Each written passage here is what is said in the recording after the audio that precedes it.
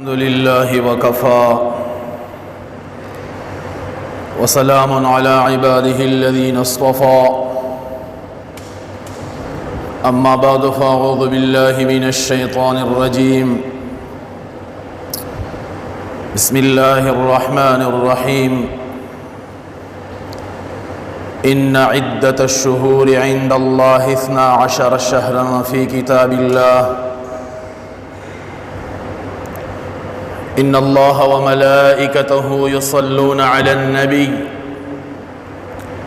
يا أيها الذين آمنوا صلوا عليه وسلموا تسليما درود شريف وائے اللهم صل على محمد وعلى آل محمد كما صليت على إبراهيم وعلى آل إبراهيم إنك حميد مجيد اللهم بارك على محمد وعلى آل محمد كما باركت على إبراهيم وعلى آل إبراهيم إنك حميد مجيد زما عزت مندو مسلمانان نورونو کورونو کی اوریدن کو خویندو میندو د محرم میاش شروع دا او دا د اسلامی کال لنبنه میاشتا د اسلامی کال ابتدا چی دا د محرم نشوی دا او د اسلامی کال اخیر میاش دا د ذی الحج میاشتا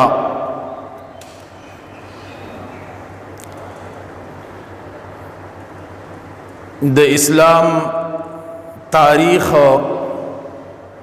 دا د کلینه شروع شوی دی نبی کریم صلی الله علیه وسلم لچکلا الله نبوت او پیغمبری ورکړلا مشوره وشولا چې مونږ ځل یو تاریخ وټاکو چې د هغه تاریخ نه مونږه خپل افتتاح دا وکړو د اغینا مخکبا د عیسی علیہ السلام د پیدایش نم رست چکم تاریخو آغی باندې با تاریخ با د اغیش مارلے کے دو لکسنگ چی منگا اس عیسوی وایو نو دیکھے د عیسی علیہ السلام د زمانے تاریخ تا اشارہ شویدہ او دویم هجری دا نو هجری دا اغا اسلامی تاریخ دی چی دا افتتاح دا هجرت نشوی دا صحابه کرام راغون شو مشوره اکلل چی تاریخ دا کم زین شروع کو یورائی پا کدار آخلا چې نبی کریم صلی الله علیه وسلم کله پیدا شوه دی نو د دینه به تاریخ شروع کو بیا به خبره داراله چې نه دا خو د عیسایانو سره مشابهت ته دام پر خودل شوا یو راي پکې داراله چې کله نبی کریم صلی الله علیه وسلم ته نبوت دا میلاو شو د دخ کې نه دا تاریخ شروع کړلی شي لیکن دې باندې اتفاق رانغه درې مړای بګی دار اعلی چې کله نبی کریم صلی الله علیه وسلم هجرت وکړو مدینه منوره ته لاړو او اسلام ته په هغه هجرت سره یو ترقی یو قوت یو طاقت دا میلاو شو دی باندې اتفاق راغی چې اسلامی تاریخ دا بمونگا د هجرت نه چې دی اغشمار کو د دې وجې نه مونږ چې کله اسلامی تاریخ وایو مونږ سره هجری وایو نو هجره کې هجرت ته اشاره ده او چې کله مونږه انګریزی تاریخ حسابو مونږ وایو عیسوی نو دې کې د عیسی علیه السلام هغه تاریخ ته چې دا څه شوی د اشاره شوی ده. بهرحال د هجرت نه بعد د محرم کې د اسلام تاریخ دا چې دی هغه د دې نه شروع شوی. د محرم میاش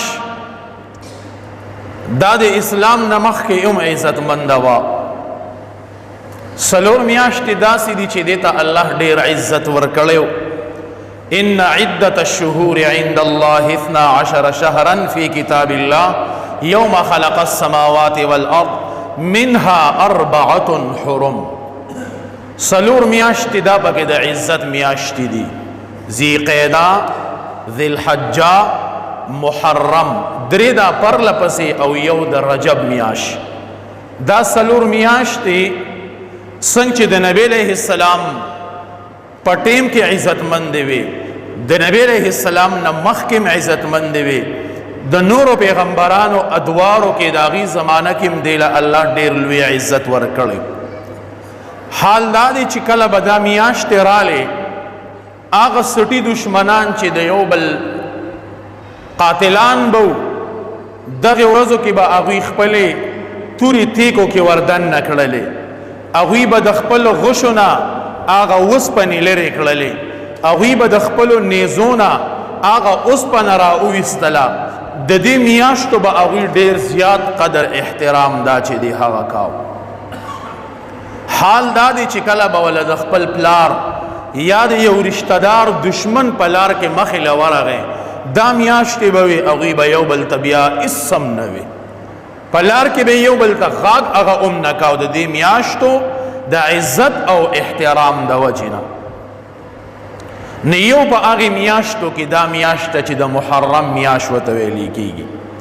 تېره جمعه باندې ما د حضرت عمر رضی الله عنه د شهادت واقعه او د هغوی د زندګۍ یو څو واقعات دا تاسو ته ما ویلو د پاره د دې چې موږ د خپل تاریخ نه خبر شو، موږ د صحابه کرامو د تاریخ نه خبر شو، موږ ته پته ولګي چې زمونږ مشایخو، زمونږ اکابرو، زمونږ مشرانو د دین د پاره څومره سختۍ تکالیف دا برداشت کړي دي. نو دا میاشت چې د دې کې یو ورځ راځي چې هغې ته عاشوره ویلې کېږي. عاشوره دا د عشرن د دې نه رامشتق شوی دی، یعنی لسمه. دې میاشت کې علماء کرام لیکي چې دې ته عاشوره په دې بنیاد باندې ویلې کېږي چې دې میاشت کې الله لسو پیغمبرانو ته لوی لوی انعامات دا ورکړي دي. د دې وجې نه دې ته عاشوره ویلې کېږي. نن د دغې میاشتې شپږم تاریخ دی. د دې په مناسبت سره به زه یو څو خبرې تاسو ته کوم. یو د دې میاشتې فضیلت، د دغې عاشوري فضیلت، او بل دې کې موږ له کم کار پکار دی، کم کار موږ له دې کې چې دی هغه نه دي کول پکار. حضرت آدم علیه السلام چې کله الله د جنت نه راکوز کو، د شپې دی راکوز شو. د شپې سریلنکا کې یو غر دی، هغې غر باندې آدم علیه السلام راکوز شو. توره تیاره د سینې نه حضرت حوا علیه السلام دا جده کې راکوزه شوه. جده جدتن، جد بابا ته ویلې کېږي، جدتن دا نیا ته ویلې کېږي. دا زموږ د ټولو نیا وه، د دغې وجې نه جدې ته جده دا ویلې کېږي. او بیا د عرفات په میدان باندې د دوی ملاقات دا شوی دی چې کله کوم سبا شو او سحر شو، دقه د عاشورې سحر و چې آدم علیه السلام باندې الله پاک رڼا دا راوسته. دویم حضرت نوح علیه السلام چې کله طوفان راغی او تمام دنیا دا طوفان په لپیټ کې واغستله، نوح علیہ السلام سره کشته کې پشمار یو څو کسان واستوت علی الجودی وقیل بعدا للقوم الظالمین. جودی غر باندې هغه کشته ودرېدله. د نوح علیہ السلام قوم الله تبا کو، نوح علیہ السلام ته الله نجات ورکو. دا هغه ورځ و د عاشورې د محرم 10 تاریخ. ابراهیم علیہ السلام چې کله نمرود ورته واچاو، ډېرې ورځې هغې لمبې وهلې، ډېرې ورځې هغه ور بلېده هغوی باندې. چې کله الله تبارک وتعالی هغه ور مړ کو، هغه ور ختم شو، قرآن مجید د هغې تذکره کړې ده قلنا یا نارو کونی بردا وسلاما علی ابراهیم. دا د څه ورځ وه؟ دا د محرم 10 تاریخو. څلورم حضرت موسی علیہ السلام الله تبارک وتعالی بحر قلزوم باندې هغې له لار ورکړه. 12 لارې بحر قلزوم کې هغې ته میلاو شوې. تمام بنی اسرائیل هغې باندې روان شو، پورې وتل. الله تبارک وتعالی فرعونیان هغې بحر قلزوم کې هلاک کړل، تباه کړل. دا د عاشورې ورځ وه، د محرم 10 تاریخو ده. یو موسی علیہ السلام له الله نجات ورکو د دشمن نه. دویم د موسی علیہ السلام د سترګو مخ کې الله د هغه دشمن چې دی هغه تباه او برباد کو. ندام د دې میاشتې 10 تاریخ. ایوب علیہ السلام له چې کله الله د بیمارۍ نه خلاصي ورکو، تقریبا 18 سال ایوب علیہ السلام باندې دا بیماری تیر شوله. او چې کله ولا الله د هغې بیمارۍ نه صحت ورکو، دا د عاشورې د میاشتې 10 تاریخو. نورم ګڼ واقعات د دې میاشتې په دې 10 تاریخ باندې دا شوي دي. دا حضرت عمر رضی الله عنه شهادت دا دې میاشت کې د محرم دا شوي دي. حضرت حسین رضی الله عنه شهادت هغه د محرم کې چې دی هغه شوی دی. بعض ټیم کې مونږه میډیا ګورو، یو څه اورو بل څه اورو د دې میاشتې متعلق چې ګنې دا سپیره میاشته او ځکه چې دی کې حضرت حسین رضی الله عنه ته شهادت میلاو شوی دی. دی کې 2 کاره شوي دي. یو مومنانو ته الله دې کې لوی مقام او مرتبه ورکړې ده، او دویم د اسلام دشمنان دې کې الله تبارک وتعالی هغوی ته چې دی هغوی الله تباه کړي دي. نه موږ به د هغې خلکو نه ګرځو، موږ به د هغې نیکې ډلې نه ګرځو، موږ به د هغې نیکو خلکو د طرف نه چې دی هغه ګرځېږو. نو دې میاشتې ته یو ډېر لوی فوقیت او مرتبه حاصله ده. د اسلام نه مخکې چې کله د روژې احکامات رانو راغلي، نبی کریم صلی الله علیه وسلم با د عاشورې دا روژه دا لازمي ګڼله، دا به یې نیوله. او د دې سره ایام بیغ 13 14 15 د هرې میاشتې نبی کریم صلی الله علیه وسلم به دا نیولې. چې کله نبی کریم صلی الله علیه وسلم هجرت وکړو، مدینه منوره کې به یهودیانو دا روژه نیوله. نبی علیه السلام ته نه تپوس وکړو تاسو دا روژه ولې نیسئ؟ هغې جواب ورکړو چې دا دې ورځ باندې مونږ ځکه روژه نیسو چې دې ورځ باندې الله موسی علیه السلام له د فرعونیانو نه نجات ورکړی دی. په هغې شکریې په طور باندې مونږ دا ورځ د روژې چې دی هغه نیسو دی باندې. نبی علیه السلام وفرمیل چې مونږ خو زیات حقدار یو، ستاسو نه خو مونږ زیات حقدار یو چې مونږ هم د موسی علیه السلام تابعداري وکړو. نبی علیہ السلام به بیا دا روجه د دغ کې وجې نیوله. بیا صحابه کرام وی چې د الله رسول دی ورځ باندې هو يهود هم روجه نیسي. نبی علیہ السلام او فرمایل ان شاء الله که کال لز ژوندي وما راتلون کې کال نو بیا به ورسره د دې میاشتې د نخم تاریخ روجه دا نسما. بیا چې کله د روجې فرضیت راغی دا حکم منسوخ شو او مستحب عمل وګرځید. اوس که یو سړی کی دا د عاشوري روجه نیسي د ثواب مستحق د ثواب به ورته میلاویږي او که نه څوک یې نه نیسي دته بې ګناه نه میلاویږي، ګناهګار نه دی. بهرحال زمونږ دا زندگی دا ډېره زیاته قیمتي ده. زمونږ دا یوه لمحه دا یوه ګړۍ دا ډېره زیاته قیمتي ده. پکار ده چې مونږ یې ونیسو. ځکه دا زندگی زما ستا د دې مثال د ملغلرو د امیل دی. دا یو امیل قیمتي الله مونږ له راکړی دی. اوس که یو انسان راولګي او دا د ملغلرو د امیل یو کندې ته ورتاو کی او بې ځایه ورتاو کی نو مونږ به ورته هوښیار وایو که قمقل به ورته وایو.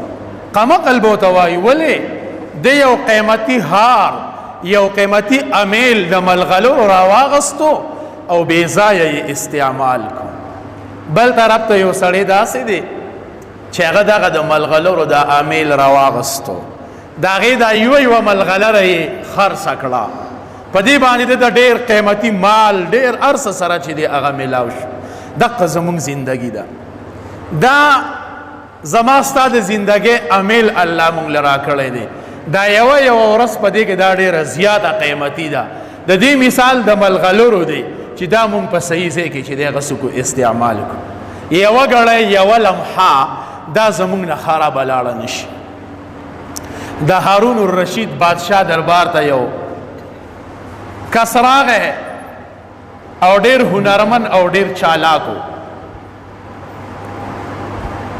او اکثر د بادشاهانو محفلونو ته داسې کسان چې اکثر خپل کرتبونه ښیي چې ماله دا بادشاه انعام راکړي. دی لاله هارون رشید بادشاه دربار ته اجازت یې وغوښت. بادشاه وله اجازت ورکو. د یوه ستن چې دی دا یې مخامخ ښخه کړه. د ګنډانه دا ستن سي موږ په اکثر دا کپړې چې ګنډو دا یې ښخه کړه مخامخ او یو لس تنې راواغستې په لاس کې نیولې دي. دی کې وزیران ناست دي، بادشاه په خپل تخت باندې ناست دی، نظاره ګوري، د سړي کرتب ګوري چې دی به څه هنر ښیي، څه مداریتوب به ښیي. یوه ستنې راواغسته چې داسې وویشته د هغې مخامخ ستنې په سوم کې پورې وویستله. داسې تجربه وه. بله ستنې راواغسته هغه هم وویشته پورې یې ته وویشته. لس واړه ستنې یې د هغې مخامخ ستنې په هغې سوم کې دننه وویشتې پورې ته وویستې. بادشاه اعلان وکړو هارون رشید بادشاه وې داسې وکړې خزانچي ته یې حکم وکړو وې دله 10 دینار ورکه او د 10 دیناره نه وروستو دله یو 10 کوړې ولم ورکې وې. 10 ورله دیناره ورکې 10 ورله کوړې ورکې. وزیران وی بادشاه سلامت انعام هو له تاسو ځکه ورکوي چې یو کرتب یې وکړو، یو نخره یې وکړه، یو ټوټکه یې وکړله، خدا سزا وله ولې ورکوي؟ هارون رشید بادشاه هغه وی انعام خو د تاسو ته پته ده چې ځکه وله ورکو چې یو کرتب یې وکړو، یو هنر یې وښودو او دا سزا وله په دې باندې ورکومه چې د خپل قیمتي وخت، د خپل قیمتي زندگی، د خپل قیمتي دماغ په یو عبث شیز کې چې دی هغه صرف کړی دی، سزا ورله په دې بنیاد باندې ورکوم. دا یو حقیقت دی ورونو. نن الله مونږ له قیمتي زندگی را کړې ده، الله مونږ له قیمتي وخت را کړی دی. که دا قیمتي مونږ زندگی د الله په احکاماتو کې د پیغمبر په طریقو کې تیره نه کړه، دقه شانتې به مونږ ته د الله له طرفه سزا میلاویږي. الله به رانه د دې انعام تپوس کی بنده قیمتی زندگی، قیمتی وقت، قیمتی ټیم، قیمتی لمحات، قیمتی ګنټې دا مې دله درکړې، بنده کم ځای کې دي استعمال کړي دي. څه جواب به ورکړو بیا خپل رب له؟ دا به ورته وایو چې موبایل کې مې استعمال کړي دي، دا به ورته وایو چې بدو ردو کنزلو کې مې استعمال کړي دي، دا به ورته وایو چې د دنیا په نور له لعب کې مې تیر کړي دي. بیا به ګورې زمونږ سره جواب نه چې وس را بیدار شو، وس را ویښ شو، دا خپل قیمتي لمحات، دا خپل زندگی دا قیمتي کو، دا د الله په احکاماتو د پیغمبر په طریقو باندې دا سکودا تیر کو. زما ستا زندگی روانه ده وبکی، زما ستا د زندگی مثال د واورې دی. واوره که یو مالک خرسی نو قیمتي ده، که دا مالک نه خرسی او هغه تخ باندې پرتی او دیو ته ناسي ډډې والی چې مړه پرې دوا ماښام کېږي ټوله واوره به اوبه شوي، که استعمال یې کړه به پیدا به راشي. یا ما تا واوره راواغسته کور ته م راوړه، یو کس هغه دی دا واوره راوړه د ډیران د پاسه یې کېښوده، بل کس راغی هغه کولر د اوبو ډک کو، کولر ته یې وویشته. نو دا ډیران والا م اوبه کېږي او دا کولر والا م اوبه کېږي. تاسو ووایئ دا ډیران والا قیمتي شوه که دا کولر والا؟ دغه زمونږ د زندګۍ مثال دی. کما تا خپله زندگی غلط ځای کې استعمال کړه عمر روانه ده تیریږي، که صحیح ځای کې استعمال کړه عمر روانه ده تیریږي. خبره مې څه پورې کوله؟ خبره مې دې پورې کوله چې اگر چې دا مستحب عمل دی دا روجا، خو زمونږ دا وخت ډېر زیات قیمتي دی. مونږ له پکار دي چې د دې عاشورې روجا 9 او 10 دا ونیسو. او بعض علماء کرام پکې فرمایي غوره خدا دی چې نخمه ورسره ونیسي، که چا نخمه ونني ولا 11 ورسره نیسي نو پکار ده چې ونیسي ورسره 10 11 ونیسي یا 9 10 دا چې دی هغه ونیسي. ثواب یې څه دی؟ نبی کریم صلی الله علیه وسلم فرمایي چې چا د عاشورې دا روجه ونیوله، د دې میاشتې کوم لسم تاریخ چې دی نن 6 تاریخ دی د اسلامی میاشتې نن 6 تاریخ دی، ګړی کې 7 ښیي لیکن شپږم تاریخ دی د محرم د میاشتې. حساب پې وکړې چې 9 10 راځي هغه 19 زنانه کور کې زما آواز اوري، یا 10 11 د دې میاشتې دا روجه 19. نبی علیه السلام فرمایي د الله نه امیدوار یم چې الله د دې روجې د برکته د راتلونکي کال د یو کال ټول ګناهونه الله د دې انسان معاف کړي. مونږ خو ټول به ګناهونو کې لیتې فیتې یو، ټول د ګناهونو چې دی هغه ډک یو، نو ولې چې دومره ثواب راته میلاویږي ولې دا کار نه کوو؟ زندګي ډېره زیاته قیمتي ده. خبره مې دې پورې کوله چې دې میاشت کې ډېر واقعات شوي دي. یو پکې د حضرت حسین رضی الله عنه شهادت دی. هغوی دې میاشتې کې شهادت جام دا نوش کړی دی. که مونږ وایو یا اورو د چانه چې دې میاشتې ته دا برکت د هغوی د وجې حاصل دی، نه. تاسو ته ما ووی چې د اسلام نه مخکې نور څومره پیغمبران چې تیر شوي دي د هغوی په زمانه کې دا 4 میاشتې عزتمندې وي: ذی قعده، ذی الحجه، محرم، رجب. نو څنګه چې مخکې عزتمندې وي اوس هم عزتمندې دي. اکثر کمزورۍ زمونږ دا دي، مونږه دې میاشت کې مونږ بیا خادی نه کړو. مونږ وایو دا د حسن حسین میاشت ده او دې کې واده سپیري وادي پکې نه پکاره، قاعده نه پکې نه پکار، د دې نه مخکې کوه. دا ټولې چې د ځان نه راښکللې شوي خبرې دي. حضرت حسین رضی الله عنه دا هغه تعلیمات سو دا د نبی کریم صلی الله علیه وسلم نوسیو. د هجرت په 3 یا 4 کال باندې دی پیدا شوی دی مدینه منوره کې. د حضرت فاطمه رضی الله عنها د زړه ټوکړه وه. نبی کریم صلی الله علیه وسلم سره ډېره زیاته مینه وه، ډېره مینه به یې ورسره کوله. نبی کریم صلی الله علیه وسلم چې کله دی پیدا شو، نبی علیه السلام را وغوښتو. نبی علیه السلام په غېږ کې واغس، په ښي غوږ کې ورته بانګ ووې، په چپ غوږ کې ورته اقامت وکړو، او بیا کتابونو لیکلي دي چې پکار دا ده چې سړی د دې ماشوم تحنیک وکړي. تحنیک دې ته ویل کېږي چې یو نیک بنده په خپله خوله کې څه څیز جوټه کړي او د ماشوم لی ورکړي دا بوټي چې ورته مونږ وایو.